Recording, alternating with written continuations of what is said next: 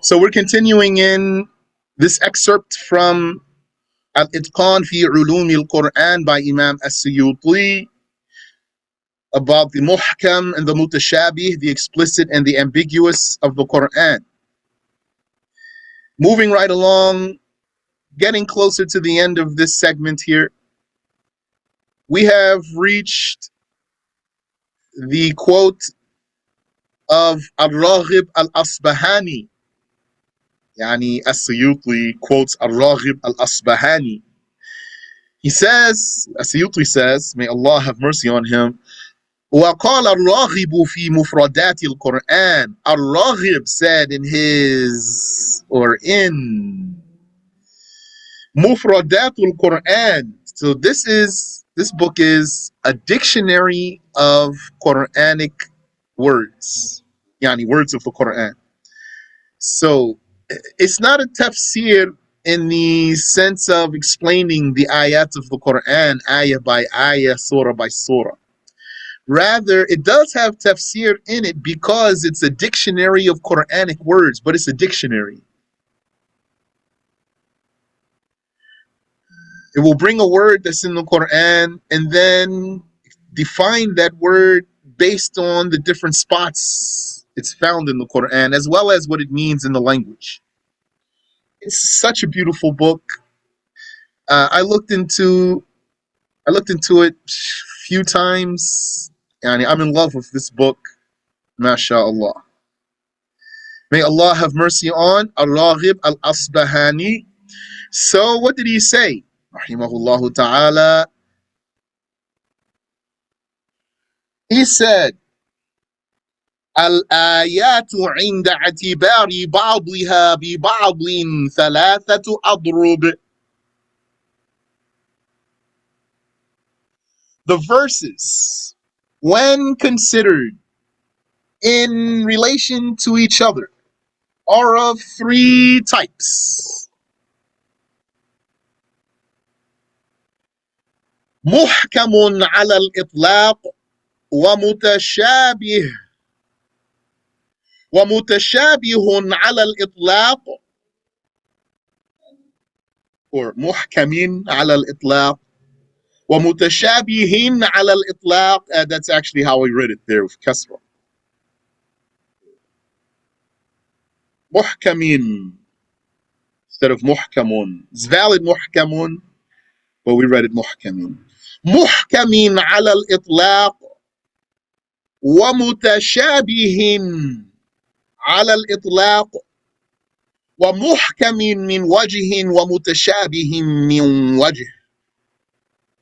Absolutely muhkam, yani an ayah is completely explicit.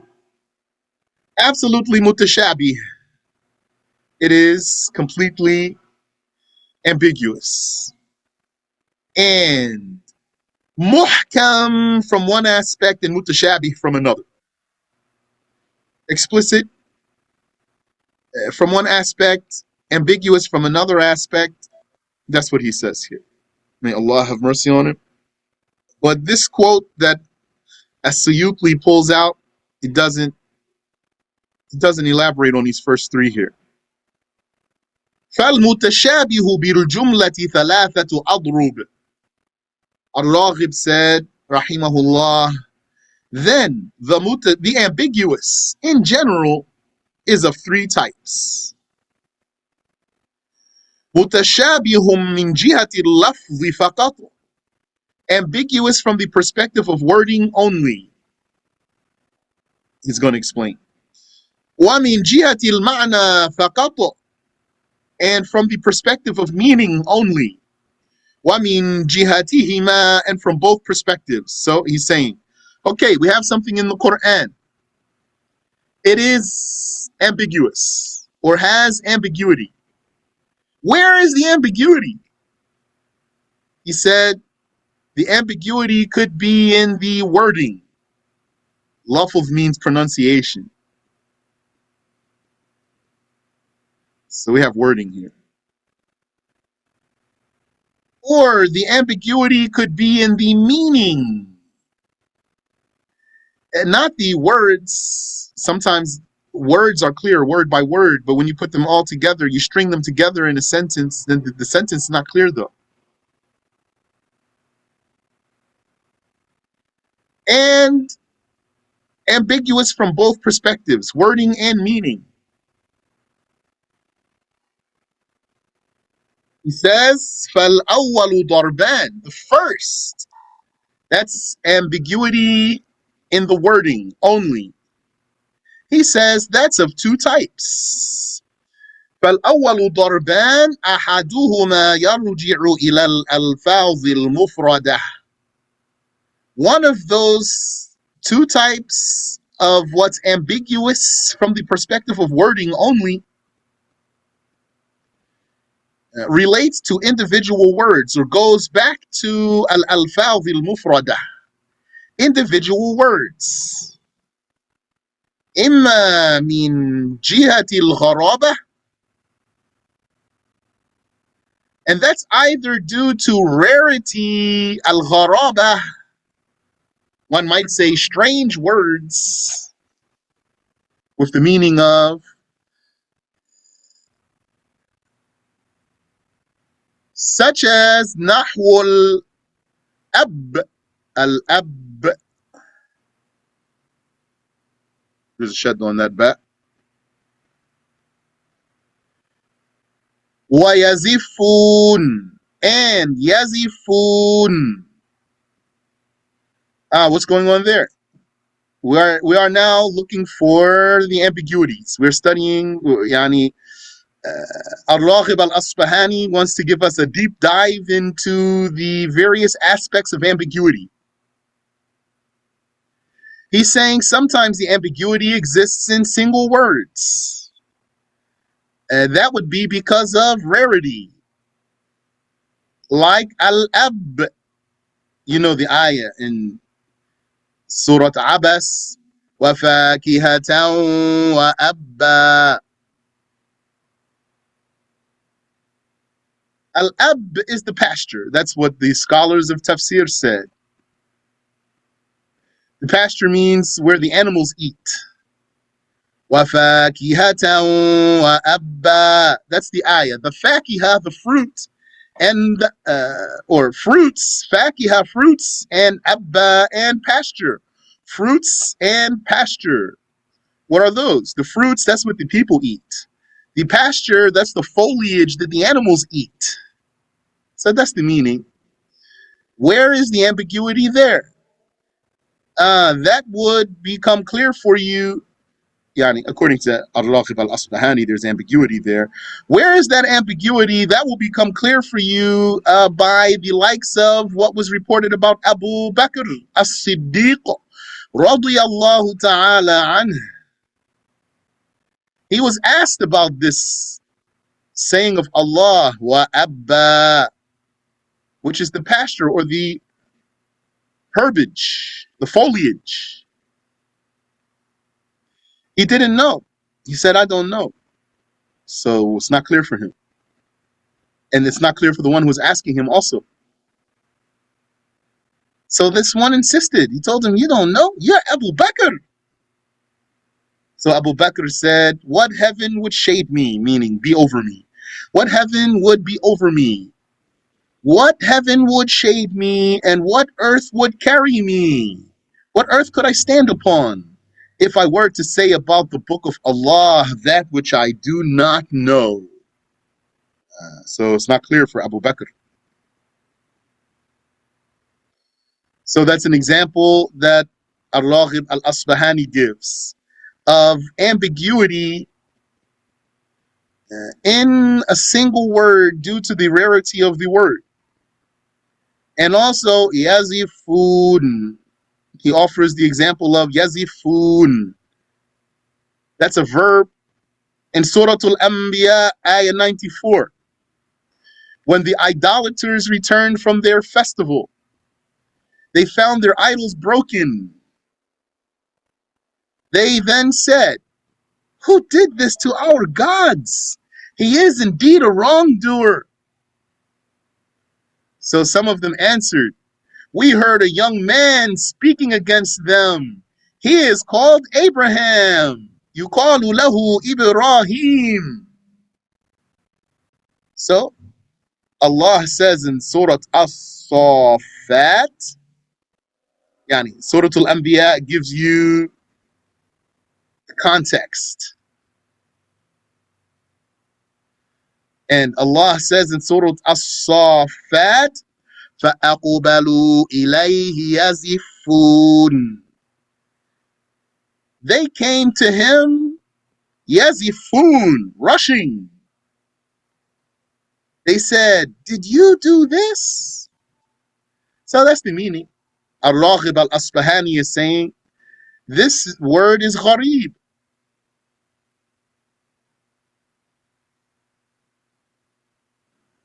That means its meaning is, it's not unexpected that this would not be known to who hears it. It's not surprising that someone wouldn't know what this means or its rarity. So he counts that as an ambiguity in the Qur'an, which is the expectation of not knowing what it means.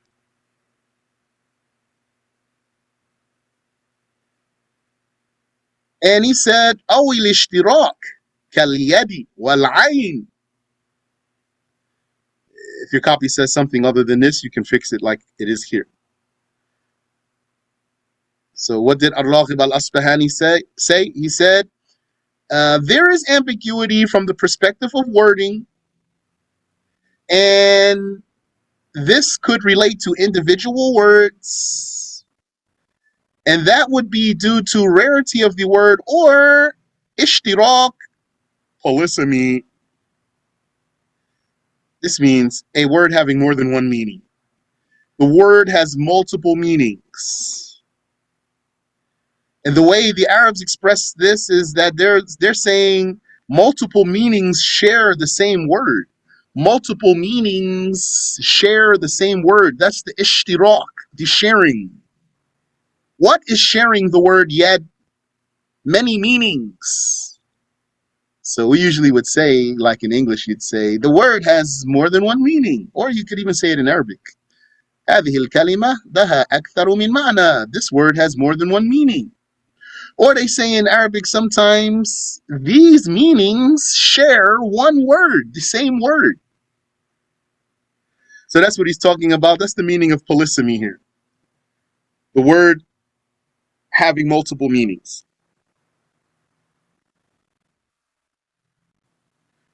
Like yad and ayn. So based on the word having or being susceptible to multiple meanings, there is ambiguity. This is the concept that we are familiar with in terms of the ambiguity in the Qur'an. That what we learn and what we teach, especially basic level, you're not going to teach this right here to a beginner.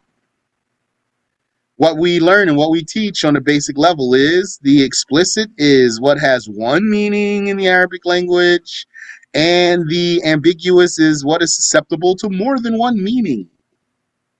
Okay, so it became clear that when you say it like that, that's still on a basic level. Ar-Raghib Al-Asbahani is saying really it's broader than that.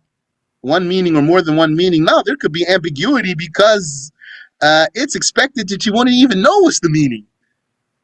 Let's say it has only one meaning, but could be that it's anticipated that you won't even know the meaning. Therefore, there's an ambiguity in it.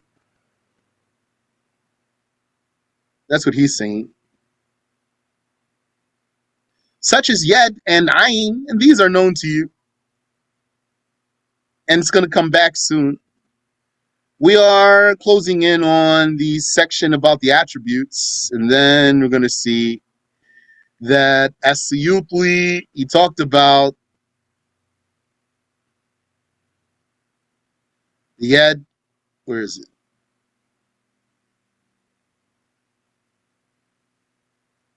And it's coming. He talked about the yad. He talked about the ayn. Okay, doesn't want to come as I'm scrolling forwards. So that's going to come. I don't need to talk right now about those words. And you've probably learned about that in some previous lessons too.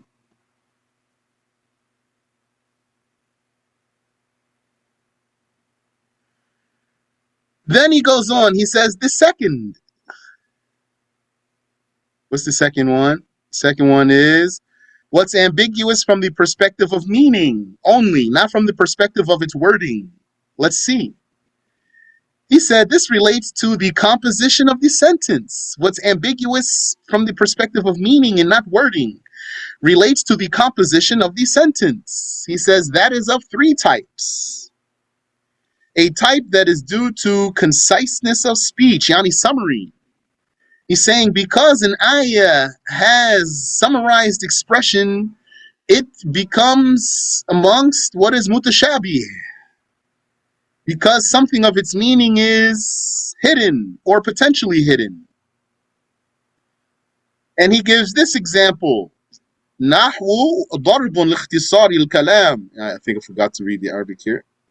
وثانيهما يرجع إلى جملة الكلام إلى جملة الكلام المركب وذلك ثلاثة أضرب ضرب لاختصار الكلام نحو. So there's a type due to conciseness of speech, summary, brevity in the words, so that it leads to some ambiguity. He gives this ayah. وَإِنْ خِفْتُمْ أَلَّا تُقْسِطُوا فِي الْيَتَامَى فَانكِحُوا مَا طَابَ لَكُمْ. So what does this mean? If I just translate the words themselves, and if you find, let me see something here. So what's in black here fills in the spaces and gives the implications. وَإِنْ خِفْتُمْ أَلَّا تُقْسِطُوا فِي الْيَتَامَى. And if you fear that you will not act justly towards the orphans, فَانكِحُوا مَا طَابَ لَكُمْ. Then marry what is here. Let's give it a literal translation first. Then marry what is طَابَ, good for you.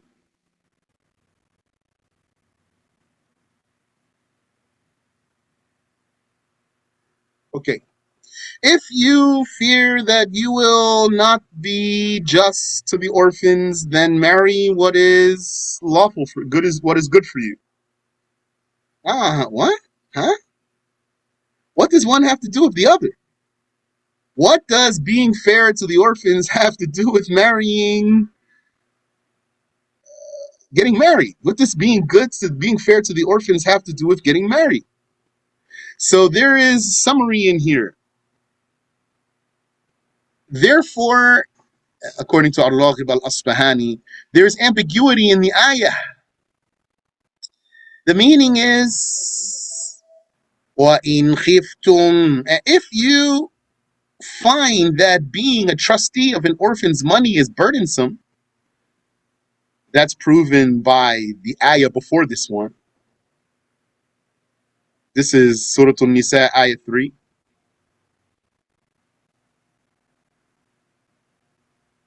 So Allah commanded them not to take the orphan's money. So then this ayah is after that. Because of that ayah, they felt burdened about having to take care of orphans. So Allah says, فَإِنْ خِفْتُمْ. If you fear, yani if you find that being the trustee of an orphan's money is burdensome, and thus you fear that you will not act justly towards the orphans, فَانكِحُوا مَا طَابَ لَكُمْ. Then find a burden in the conquest of women. Where's that? So this is the point of Ar-Raghib Al-Asbahani. There is something embedded in the meaning. It doesn't appear in its wording. The ayah is summarized. Yani, well, what? Hold on. You don't want to take care of the orphans because you don't want to have to be careful about separating their money from your money. So you're concerned about not being fair to the orphans, while at the same time you don't have any problem in the conquest of women. You marry many women, or you might even fornicate. You don't have fear here because the chances of injustice increase with multiple women. The more women you marry, the more likely you're going to be unjust.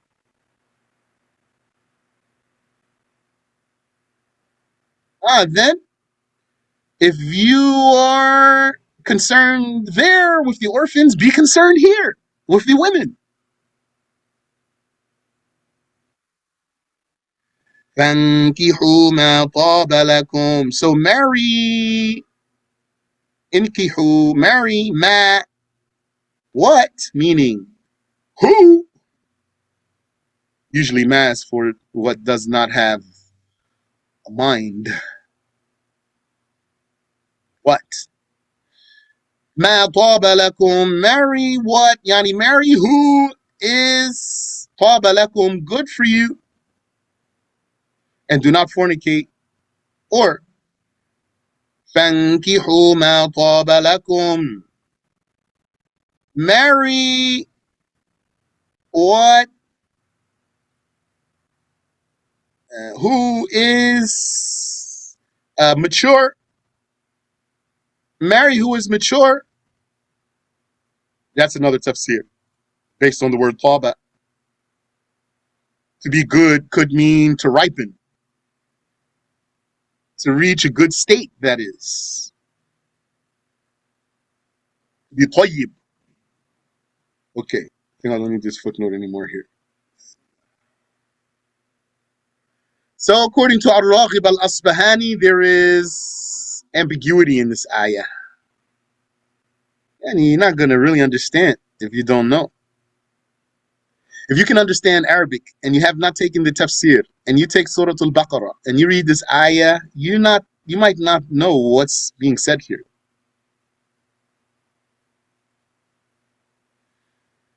So here Ar-Raghib Al-Asbahani is talking about a second type of ambiguity, an ambiguity that exists in the composition, not in single words, but in composition. And he said, وَضَرْبٌ لِبَسْطِهِ. There's another type that is due to its wordiness. Basṭihi means expanding, stretching it out, making it wider. And he gives the example. He says, such as لَيْسَ كَمِثْلِهِ شَيْءٍ. This ayah, there's nothing like unto him. There's nothing like him in any way. This ayah, we stand our ground and say, this ayah is muhkam, explicit ayah. While he is saying this is not an explicit ayah, is he even saying it's not explicit? Is that what he's saying? Well, Yani, if you understand all of what we've been going through, all of this topic so far, what As-Siyutiyy, rahimahullah, has presented for us, there are different words offered for defining the mutashabih.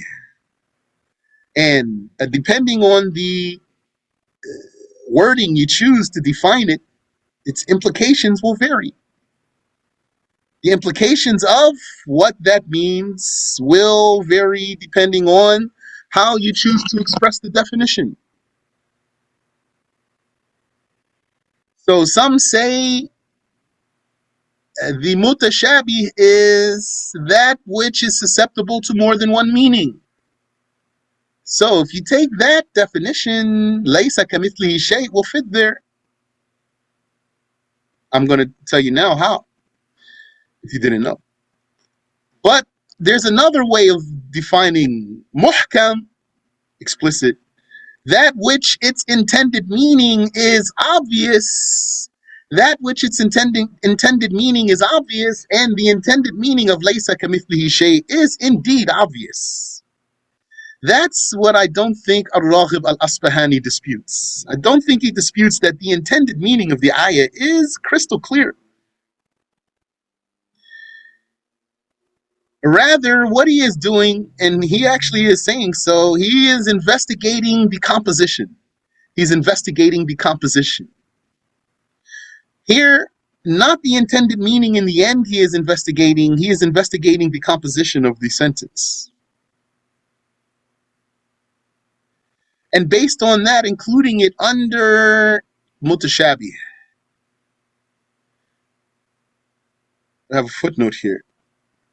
Ar-Raghib said, like Ibn al-Jawzi, that this verse is mutashabih. Ibn al-Jawzi said that in his book, Daf'u Shubahi Tashbih. In that book, he produces mutashabih verses about the attributes, though. As we can see here, when we talk about muhkam and mutashabih, we found the topic broader than just the attributes. The way the Shaykh presented to us the topic of muhkam and mutashabih, he did not take it outside of the realm of the attributes, except that he also talked about the letters in the beginnings of some of the surahs. And he had to say that because the ayah about this topic has two recitations. One of its recitations addresses those letters. The Shaykh didn't take us further than the ayat about the attributes and further than the letters revealed in the Qur'an when he talked about the mutashabih. Here in this presentation, As-Siyutiyy took us further by his citing whom he cited here, like Ar-Raghib Al-Asbahani. So Ar-Raghib Al-Asbahani, he did like Ibn al-Jawzi, and he included Laysa kamithlihi shay as mutashabih. Yes. That's from the perspective of the wording. So I told you once. I asked one of the mashayikh about these two definitions of mutashabih. Some say the mutashabih is that which its intended meaning is clearly known, is obvious. Its intended meaning is obvious. And another definition is that which is susceptible to more than one meaning. Two definitions. So I asked one of the mashayikh, for this very, very reason, for the reason of laysa kamithlihi shay, I asked him. And I asked him this before I knew that some scholars are saying this right here. Yani, from my own knowing that the words of laysa kamithlihi shay could possibly, by Arabic language, be explained in more than one way. What we are saying, laysa kamithlihi shay, is explicit. So I asked one of the mashayikh, is there a difference, or are these the same, to say that which is susceptible to more than one meaning, or the intended meaning by it is obvious? Are these the same, or are they different? So that sheikh told me they are the same. I was not convinced. So I went to Sheikh Samir. I asked him the exact same question. He said they are not the same. And I didn't ask him to elaborate, though. His answer was enough to verify what I had in my mind. So, in Al-Waraqat, also, if you took Al-Waraqat, you saw something there. Same issue. Imam Al-Haramain said that this verse contains majaz, figure of speech. Laysa kamithlihi shay has figure of speech in it. Still, yani, we're going to say it's explicit. We're going to stand on that because the intended meaning of it is very obvious. There's no doubt about that. It has a figure of speech by way of addition.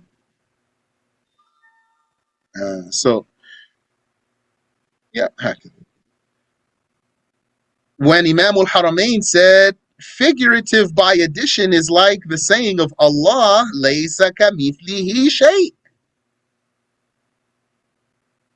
Nothing resembles him in any way. The letter kaf in kamithlihi must not be explained as like. There's the ayah. Laysa kaf. So laysa is the negation. Yani, if I try to follow the word order here, I put the negation in the front. Kamithlihi here. So in various literally as I can put it and follow the word order, it comes out like close to this, something to this effect. Laysa kamithlihi shay. Laysa is the negation. Ka means, well, Imam Al-Haramain is saying, don't say kaf means like. Mithil means like. Kaf seems, looks like, or would originally mean like. And mithil means like. If the kaf meant like, then what the verse would be saying is, not like his likeness. Is there a thing? Not like his likeness is there a thing. So it's as if that's what the ayah is saying in such a literal sense. That would mean he has a likeness. And that's contrary, that's the exact opposite of the intended meaning. So if the kaf meant like, then this is how the ayah would come out in meaning. Not like his likeness, is there a thing? The letter kaf must not be explained as like, but as merely being something extra, giving emphasis to the negation. So as if it's saying, not at all like him, not at all like him. So what would have been not like his likeness, is there a thing, means really not at all like him, is there a thing? The kaf must not be explained as like, but as merely being something extra, giving emphasis to the negation, so not to confirm a similar for him. Yani, well, Imam Al-Haramain is not saying all of this. Imam Al-Haramain said what's in bold. Figurative by addition is like the saying of Allah, laysa kamithlihi shay. So we are explaining. The letter kaf must not be explained as like, but as merely being something extra, giving emphasis to the negation, so not to confirm a similar for him, the exalted. This is because if it were not extra, it would mean similar or like. And then the expression would mean nothing is like his similar, or nothing is like his likeness. And then this would be negating the similar of his similar. But that would be actually confirming a likeness for God. And that is not only mentally impossible, but contrary to what is intended by the verse. Since what is meant is the negation of any similar whatsoever. That's clearly, obviously meant. Any person, even someone who likens Allah to the creation, knows what the ayah means. That's why the Wahhabi must say, no, I'm not saying Allah is like anything. He cannot negate these words. Even though he doesn't really believe them, he has to say them because it's explicit in the Qur'an. So he's going to say, no, Allah is not like anything, but then at the same time, he's still going to liken Allah to the creations.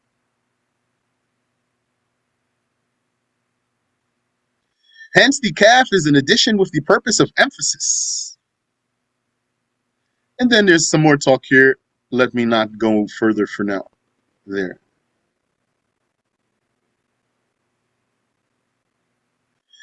So, based on the extra words in the ayah, Ar-Raghib Al-Asbahani counts this as an ambiguity in the Qur'an. An ambiguity that is born from increasing the words. If you take the kaf out, if there were no kaf, there wouldn't even be an issue here. The ayah would be Laysa mithlahu shay, if there wasn't a kaf there. And then that would mean nothing is like him. Take the kaf away and say Laysa mithlahu shay, it means nothing is like him. If you add the kaf, now you added something. So if it means its original meaning of like, then it would mean nothing is like is likeness. So then we have to not interpret the kaf by its original meaning. And we're going to say this kaf is an extra letter. It's called harf jar za'id li tawkid, added for emphasis.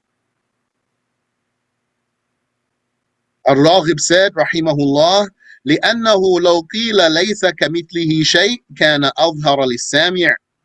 Because saying there is nothing like him in the way posed in the verse is clearer to the listener.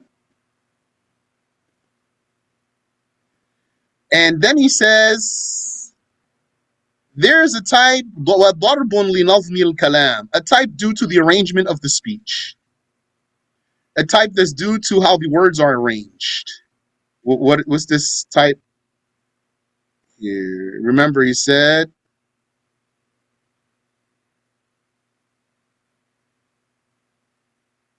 yeah, we are talking about number 2 here.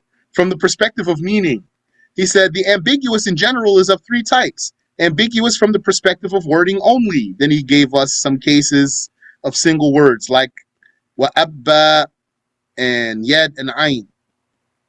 And from the perspective of meaning only, then he gave us the example of وَإِنْ خِفْتُمْ أَلَّا تُقْسِطُوا فِي الْيَتَامَى فَانكِحُوا مَا طَابَ لَكُمْ.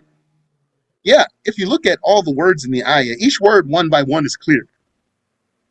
وَإِنْ, and if, خِفْتُمْ, you feared, أَلَّا, to not, تُقْسِطُوا, be fair, فِي الْيَتَامَى, yani, with the orphans, فَانكِحُوا, then marry, مَا طَابَ لَكُمْ, what is good to you. Then he said, still under the second one, from the perspective of meaning, because of the composition, لَيْسَ كَمِثْلِهِ شَيْءٍ, due to its wordiness. And then he said, there's another one from the perspective of meaning, due to the composition of the sentence, a type of ambiguity that is due to the arrangement of the speech, the sequence of the words. Nahwu, not nahwu. أنزل على عبده الكتاب ولم يجعل له عوجا. Surah Al-Kahf. He sent down upon his servant, his slave. He sent down upon his slave Al-Kitab, the book. وَلَمْ يَجْعَلْ لَهُ عِوَجًا, and did not make for it any crookedness. There's no crookedness in the book. قَيِّمًا, straight. So what's going on here? What's not clear here? Where's the ambiguity here? Seems clear, maybe. He said its implied meaning is تقديره أنزل على عبده الكتاب قيما ولم يجعل له عوجا. يعني, this word قيما in meaning is advanced forward in meaning. Its implied meaning is he sent down upon his slave the book straight and did not make for it any crookedness. And I have an example for you from something you took before. This ayah in Surah Yusuf. وَلَقَدْ هَمَّتْ بِهِ. By God, she had a hem for him. She wanted something with him. وَهَمَّ بِهَا لَوْلَا أَرْرَأَى بُرْهَانَ رَبِّهِ. And he had a hem for her. He wanted something with her, had it not been that he saw the evidence of his Lord. How does this go here? Because the meaning is, you take this part, and had it not been that he saw the evidence of his Lord, he had a hem for her. Yani, he would have had a hem for her. So that's the meaning. So the meaning becomes clear by a shuffle of the words, shuffling of the words. Taqdeem wa ta'khir.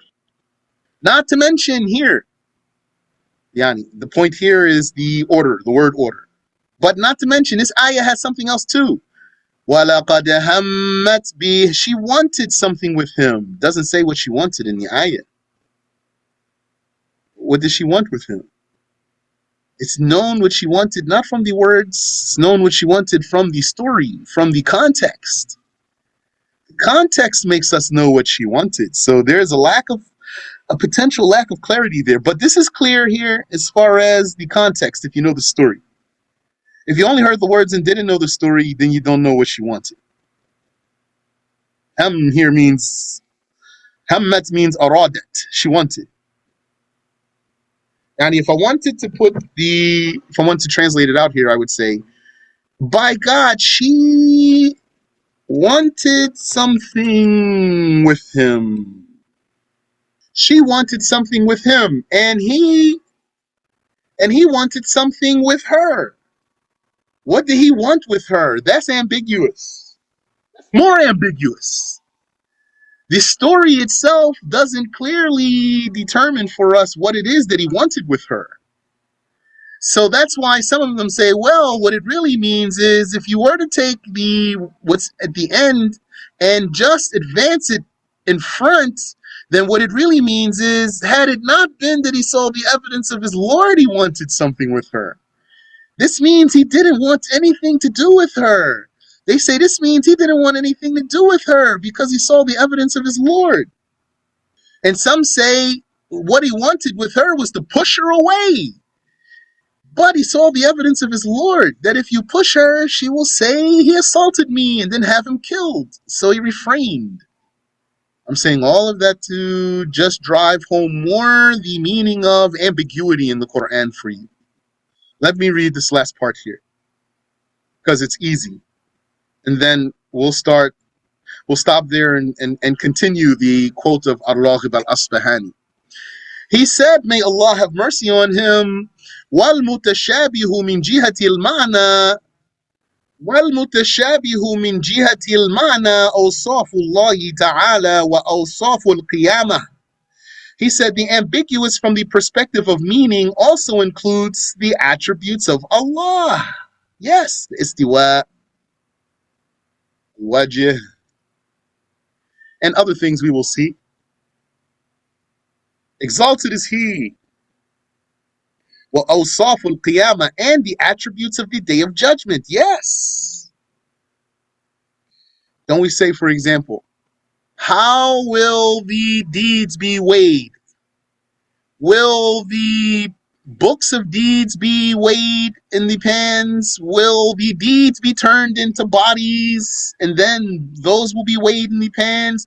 Will the people themselves be weighed in the pans? Will it be all of those things this way for someone and this way for someone else and this way for someone else? Allahu Alam, we don't know. And how is your book of deeds? What will you see? You're going to see words written there. You're going to see images. What? How is that? Allahu Alam. So that's ambiguous. فَإِنَّ تِلْكَ الْأَوْصَافَ لَا تَتَصَوَّرُ لَنَا. Ar-Raghib said, these attributes cannot be conceived by us. We can't imagine them. إِذْ كَانَ لَا يَحْصُلُ فِي نُفُوسِنَا صُورَةٌ مَا لَمْ نُحِسَّهُ. Since no image of them is formed in our minds, as long as we have not sensed them. As long as we have not sensed them. Yani we never saw those things that are going to happen on Judgment Day so that we can know their exact reality. So it is ambiguous to us until we meet it. أو ليس من جنسه, or why we cannot imagine these things, because it's not the same kind. Yani names of things that we know in this dunya are applied to things that we never saw the likes of those in the afterlife. I'll leave you with this ayah from Surah Al-Baqarah. كُلَّمَا رُزِقُوا مِنْهَا مِنْ ثَمَرَةٍ رِزْقًا قالوا هذا الذي رزقنا من قبل Whenever they are given provision from the trees of those gardens, from the fruit as provision, they say, this is heaven's version of what we were provided before on earth. Yani they will get fruits, and then they will find those fruits not like what they were familiar with. Meaning, they will recognize them, but they don't recognize them because they saw that before. Rather, Allah will make them know the kind. Then they will know it.